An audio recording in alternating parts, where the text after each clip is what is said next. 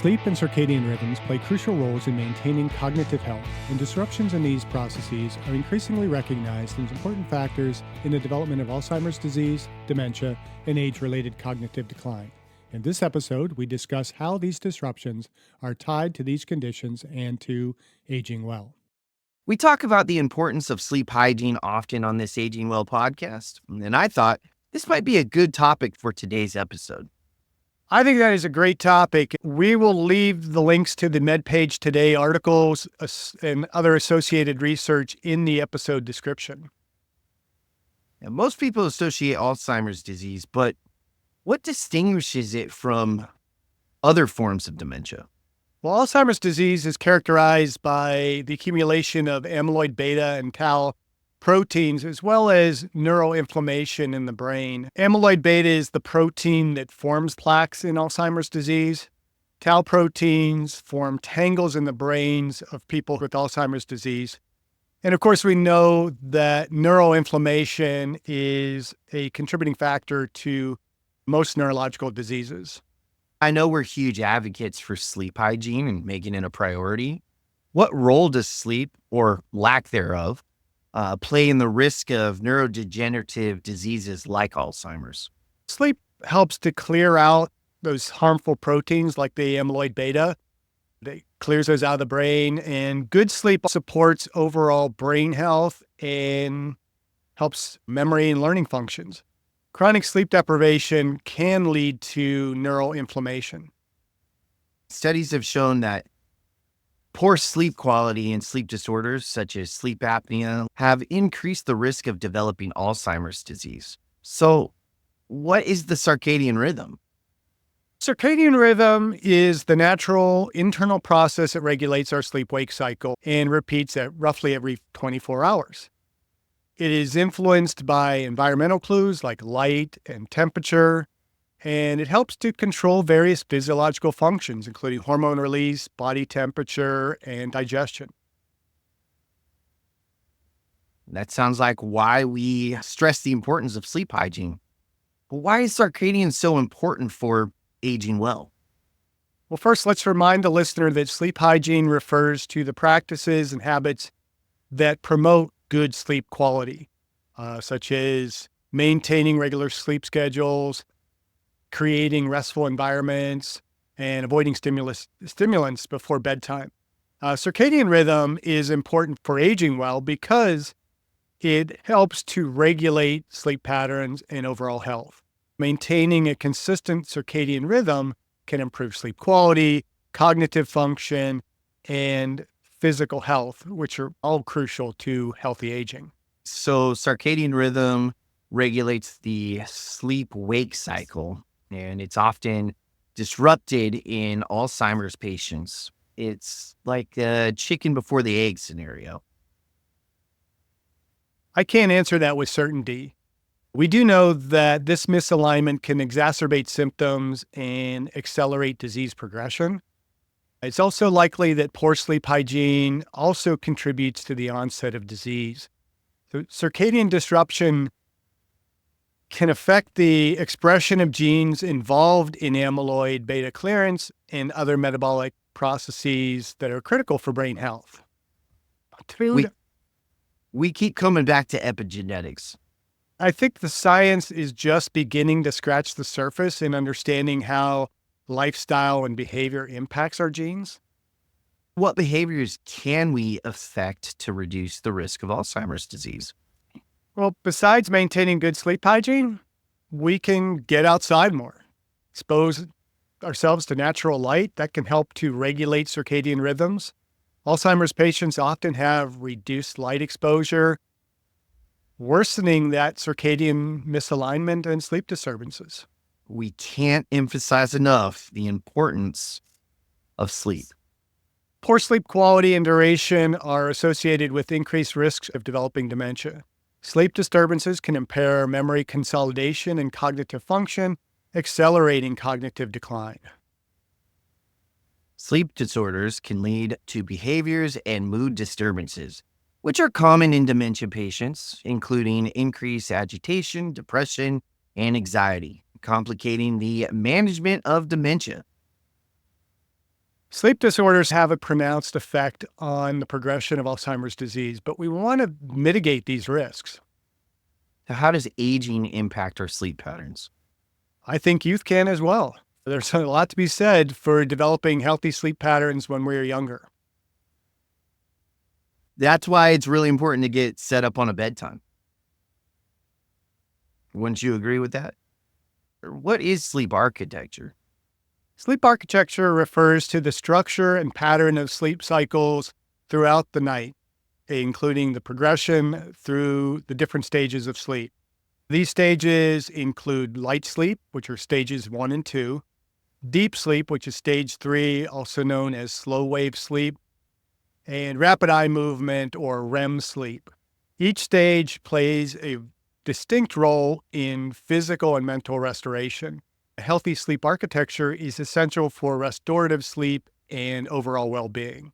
How does sleep architecture change as we age? Aging naturally leads to changes in sleep architecture, such as reduced deep sleep and increased awakenings. These changes can impact cognitive function and increase the risk of cognitive decline. Now, older adults are more likely to suffer from sleep disorders such as insomnia and sleep apnea, which can impair cognitive function and increase the risk of dementia. Deep restorative sleep is crucial for memory consolidation and brain health. As deep sleep decreases with age, the brain's ability to consolidate memories and clear metabolic waste diminishes, contributing to cognitive decline. Have they identified mechanisms linking sleep or circadian disruptions to neurodegeneration? Well, one possible link is the glymphatic system. The glymphatic system is what clears waste products from the brain, and it's more active during sleep. So disruption of sleep is going to impair the system, leading to the accumulation of toxic proteins like amyloid beta and tau in the brain. Sleep helps to maintain synaptic homeostasis, balancing the strengthening and the weakening of synapses. Disrupted sleep can impair synaptic plasticity, affecting learning and memory. Then there are the hormones like melatonin, which can regulate sleep and have neuroprotective effects. Circadian disruption can lead to decreased melatonin levels, reducing its protective effects on the brain. So, maintaining good sleep hygiene and regular circadian rhythm is vital for cognitive health. What are some strategies that the listeners can apply to improve sleep and align their circadian rhythm? Such strategies include exposure to natural light, consistent sleep schedule, bedtimes, establishing your bedtime early in life, the treatment of sleep disorders. These can all have benefits in terms of preventing or delaying the onset of Alzheimer's disease, dementia, and age-related cognitive decline. What about sleep aids? The Kleonskis discussed some of the risks in episode 120. Pharmaceutical sleep aids, while effective for short-term relief of insomnia, do come with several risks. They can lead to dependency and tolerance, where increasing doses are required to achieve the same effect. Sudden discontinuation can cause withdrawal symptoms. Long-term use can impair cognitive function, memory, and coordination, increasing the risk of accidents and falls, particularly with older individuals. And additionally, some sleep aids can cause next-day drowsiness, dizziness, and complex sleep behaviors such as sleepwalking or driving while not fully awake. There's also potential interactions with other medications and underlying health conditions that can exacerbate the side effects or lead to adverse reactions. Some of these interactions can lead to an increased risk of dementia. I recommend to the listeners and viewers to have a conversation with their pharmacist about the drugs that they are prescribed. Do you take anything for sleep? I do. I mean, sleep has been something that I've been trying to regulate a lot more lately, and actually having some difficulties in getting good quality restorative sleep. After my interview with Dr. Neustadt, I started taking his sleep relief formula, It's time released and has improved my sleep quality, at least the duration of my sleep and my ability to fall asleep and stay asleep much more of the night. I think it's important that we should note that we are not currently sponsored by Dr. Newstat or his company, NBI Health. We're not sponsored by any companies. When we talk about products on this show, particularly sleep products today, we are not sponsored, but we will try things out. If something works, I want people to know about it. If it doesn't, same thing. We want to make sure that we are giving a good balanced presentation of information and what is out there. And also, it's important to understand, too, that something that might work for me or work for you might not work for somebody else, and vice versa. If it doesn't work for me, it may work for other people. So it's important to try out things and see if they work for us. Be your own guinea pig, as we like to say on the Aging Well podcast. Yeah, we've never said that before. Okay, back to the conversation. So how much sleep do we need to age well? The amount of sleep and the quality of sleep needed for healthy aging will vary between individuals, but general guidelines can ensure optimal cognitive function and overall health. About 7 to 8 hours of sleep per night is recommended for adults. What about deep sleep and REM sleep? Deep sleep, known as slow wave sleep, is crucial for physical restoration, immune function, and memory consolidation. As people age, the proportion of deep sleep typically decreases, but maintaining as much deep sleep as possible is beneficial. What's considered optimal? Optimal slow wave or deep sleep is around 15 to 20% of total sleep time. For like an 8-hour sleep period, that's going to equate to about 1.2 to 1.6 hours of deep sleep. REM sleep? REM sleep, or rapid eye movement sleep, is essential for cognitive functions, emotional regulation, and memory processing. REM sleep tends to remain relatively stable as we age. Optimal is around 20 to 25% of total sleep time. For an 8-hour sleep period, this equates to about an hour and a half to 2 hours of REM sleep. Say we have a listener that's really interested and they want to track it. How do you track these? I track it using a Garmin watch. Garmin watch was gifted to me on Father's Day after our interview with Dr. Farrow in episode 146. And there's the Aura watch. There's numerous companies, even your Apple watches that have some sleep tracking. The reason I went with the Garmin watch, again, we're not sponsored by Garmin. They didn't buy me my Garmin watch, but Dr. Farrow recommended it. Garmin, in his opinion, has the best algorithm for tracking sleep patterns and giving better measurements in terms of your heart rate variability and some of those factors that we might want to track. And so I use that particular watch. Do you track at all? I do not track at all. Yeah. Well, I wish I did.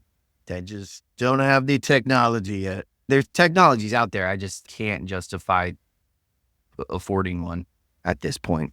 When your brain health is at risk, how can you not justify? I actually took the Klonowski's advice from the last time we interviewed them, and I got a new CPAP. So testing that out, and yeah, it's getting a little better.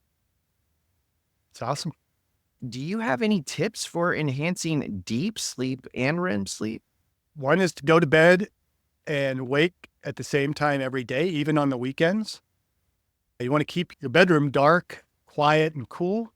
You might consider using earplugs, an eye mask, or white noise machines if that's needed to kind of block out some of the other extraneous noises. You want to avoid caffeine and other stimulants, especially in the afternoon and evening. Limit exposure to screens, so your phone, your computer, your TV, at least an hour before bedtime. Blue light can interfere with melatonin production and disrupt sleep. Regular physical activity can improve sleep quality, but avoid vigorous exercise close to bedtime. Practice relaxation techniques such as deep breathing, meditation, or yoga to reduce stress and improve sleep quality. Eating large meals or consuming alcohol close to bedtime can disrupt sleep patterns. Alcohol makes me sleep. It might get you to sleep, but it's going to disrupt that overall quality of sleep that we're talking about.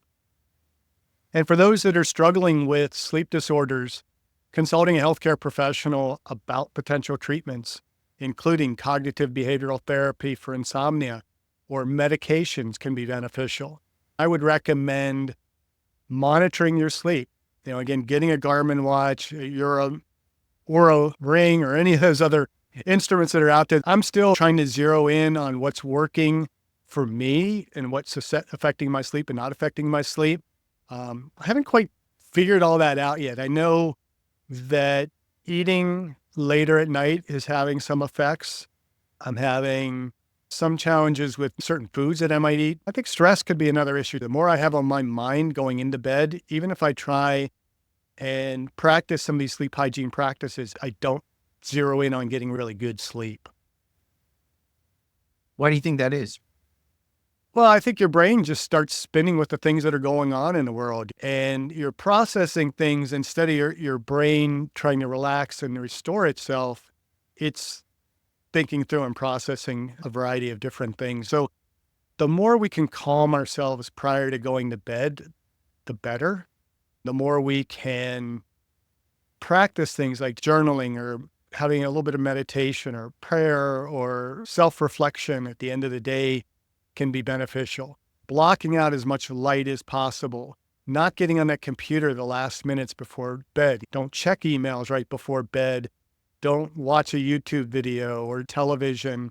We try and stop watching television at least a half hour to an hour before my bedtime being about 9 o'clock. I've been taking the sleep relief from NBI, usually about 45 minutes to an hour before bed. And that has a pretty good effect of getting me drowsy to where it's like, I got to go to bed now. And what I like about that particular product is it has melatonin to get you to sleep, but it has other products that are time released that help to sustain that sleep a little bit more effectively. And so I've in the past tended to get up maybe 5, 6 or more times at night. Now I'm down to, on most good nights, about 2 times a night, and that's been helpful. I've been taking magnesium a little bit more.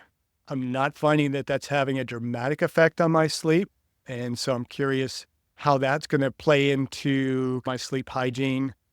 I definitely don't drink coffee before bed, although I've had no problem with coffee keeping me up, but I haven't really experimented with what does that do for my deep sleep and my REM sleep.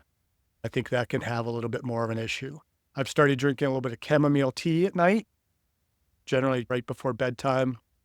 That seems to help as well. But I think the biggest thing for me is just really regulating that screen time, getting into the dark room as soon as possible prior to my bedtime, and then just having some relaxation before, just time to go to bed. It's interesting that you bring up the magnesium thing, and I too have been taking magnesium at nighttime recently.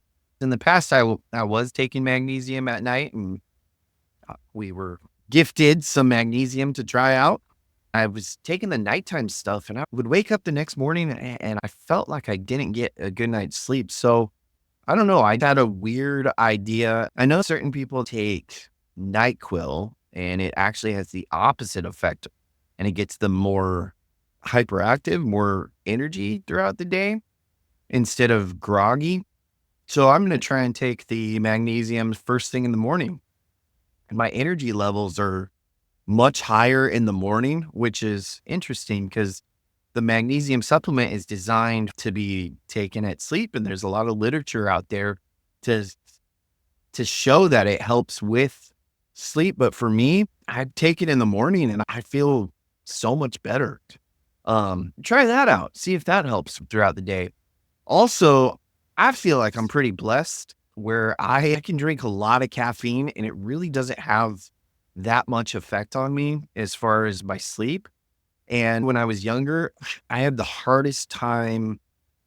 When I put my head on the pillow, my mind would race, exactly what you would talk about. I would go over everything that I had to do the next day or what took place that day, and it would keep me up at night. Now I've developed this skill where I put my head on the pillow and nothing goes on and I can fall asleep really fast, like really, really fast. It's awesome. Show them the I've time seen I those spent. times where nothing's going on in your brain. Well, there's a lot going on. Maybe I just Yeah. zoned out and I'm thinking of something else. So Yeah. And so with the magnesium piece for the listeners and viewers, pay attention to upcoming episodes.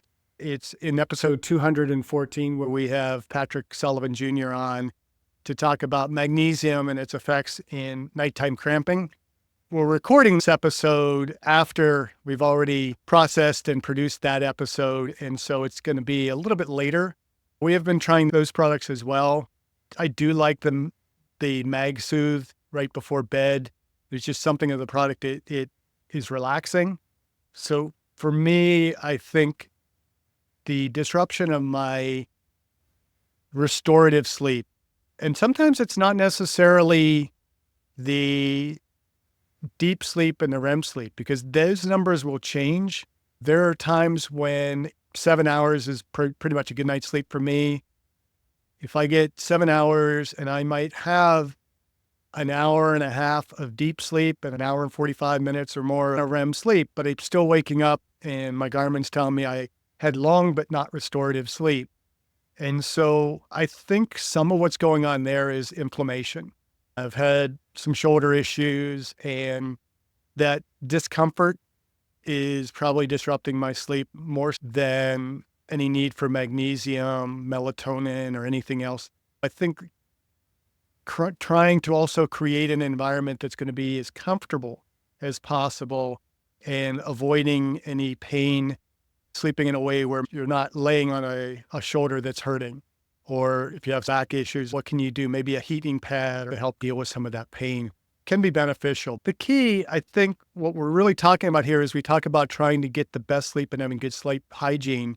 Do the things that make you the most relaxed going into sleep and can allow you to sleep for the longest period of time consistently and have restorative sleep. If that sleep's not restorative, look at the things you're doing surrounding sleep that you can change to improve the sleep quality. okay, let's wrap things up. Remember to aim for 7 to 8 hours of sleep per night with a focus on maximizing the quality of deep sleep and REM sleep.